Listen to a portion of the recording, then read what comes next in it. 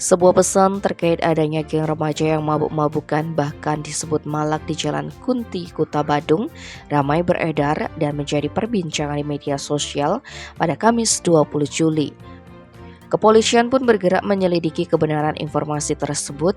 Selain pesan, disertakan juga sebuah rekaman video memperlihatkan gerombolan remaja memakai baju bertuliskan Bajing Kids. Mereka asik mendengarkan musik sambil menenteng botol minuman keras untuk ditenggak bergiliran. Ada juga yang beraksi uji kekuatan dengan menahan tendangan dari kawannya.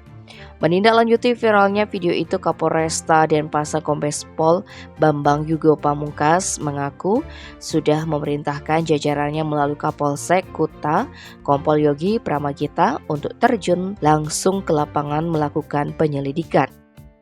Pihaknya membenarkan anak-anak ini mabuk dan sempat ada aksi memukul atau menendang, namun belum memastikan mengenai masalah malak yang juga disebutkan dalam pesan.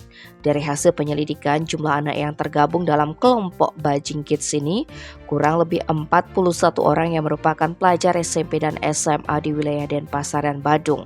Pihaknya pun mendata anak-anak itu dengan mengedepankan fungsi pembinaan masyarakat dan bekerja sama dengan pihak terkait.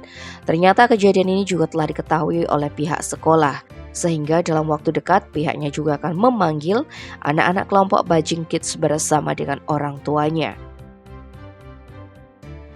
Tim Bali Express melaporkan.